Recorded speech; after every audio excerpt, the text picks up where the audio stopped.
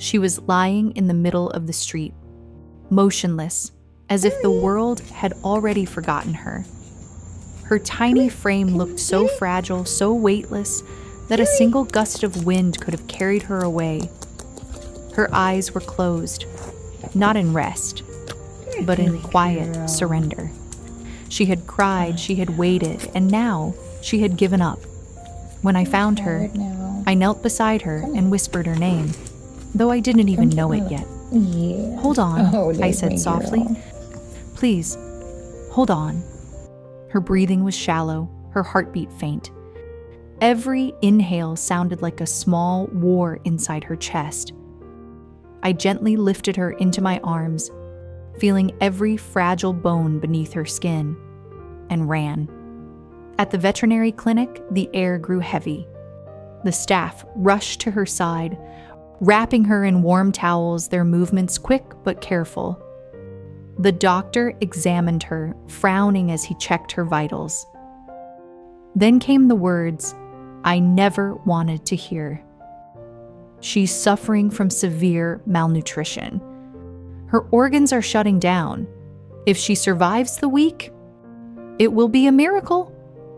A week. That was all they were giving her. Those words echoed in my head as the machines beeped steadily beside her. But giving up wasn't an option. Not for Billie. The medical team worked tirelessly. They adjusted her IV, whispered to her softly, covered her in blankets, and spoke her name as if the sound of kindness could keep her alive. Even with her eyes closed, I could feel her fighting. Every faint movement of her paw was her way of saying, "Not yet." Still, her body was so weak. The battle between her spirit and her frailty was painful to watch. Days turned into nights, filled with hope that flickered but never died.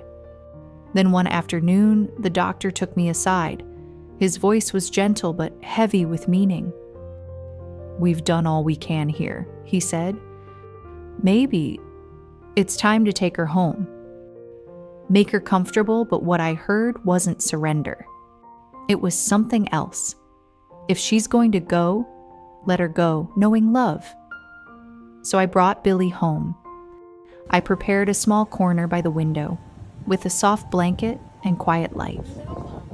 I sat beside her and made a promise, one she didn't understand in words, but I hoped she could feel in her heart. That's my sweet girl. "You're safe now, Billie. If you have to leave, you'll leave knowing love. But if you want to stay, I'll fight for you." And so began the longest nights of my life.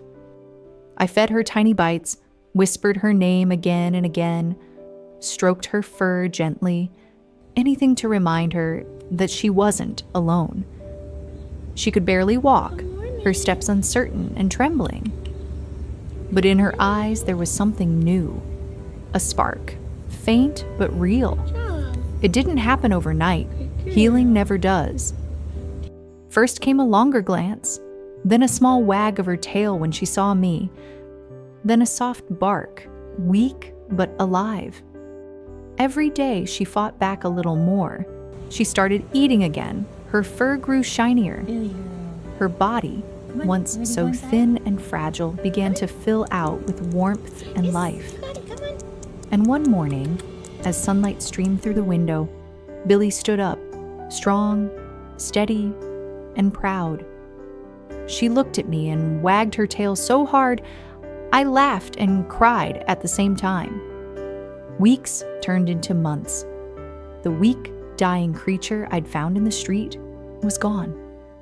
In her place was a bright-eyed, joyful soul, full of life, full of mischief, and full of love. Billie hadn't just survived, she had returned to life.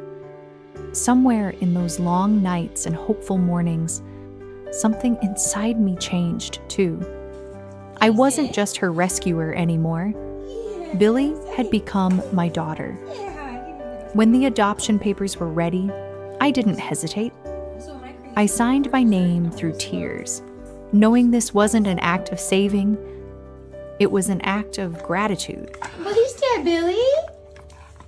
Is that your first bully stick? Are you so excited? Is that good? She's like, please don't take it away from me. Get it.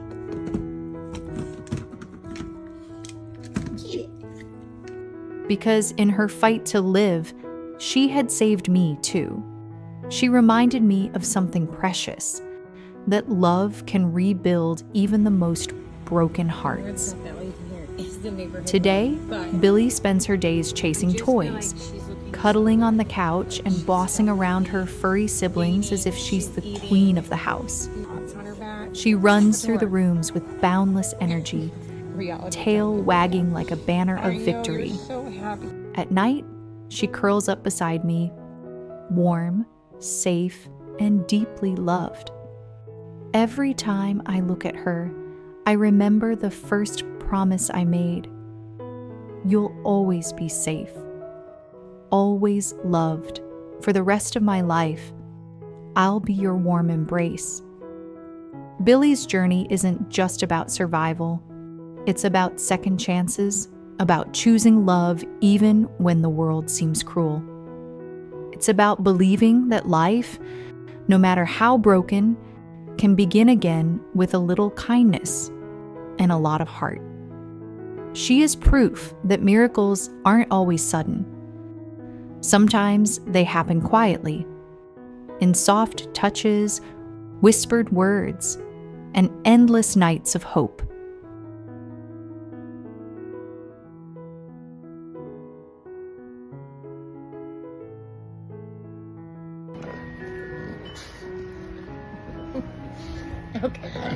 Okay, no love bites.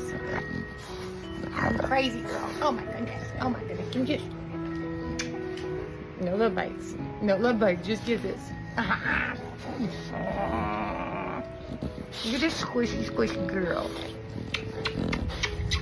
Face up. Okay, okay.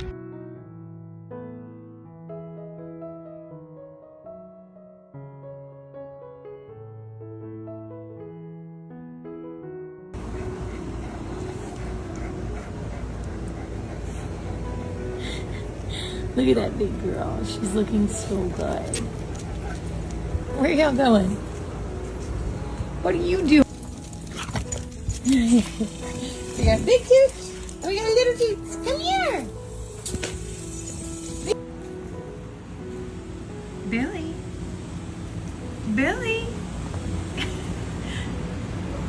What are you doing?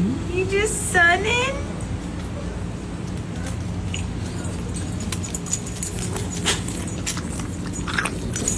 Right at the edge to avoid the grass. Come here, Billie.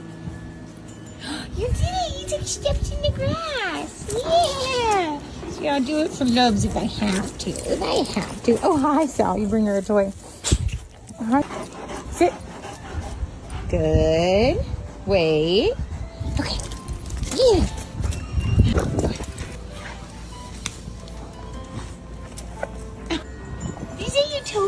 Dora, baby, here.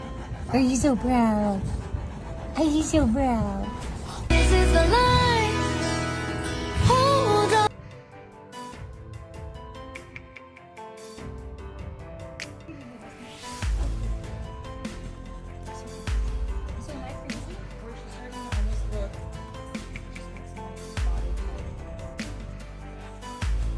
If Billie's story touched your heart, share it with someone who believes in love that never gives up. Tell us in the comments, what does love mean to you when words aren't enough? And if you've ever saved a life or had your life saved by a furry friend, tell us their story. You never know who might need to hear it.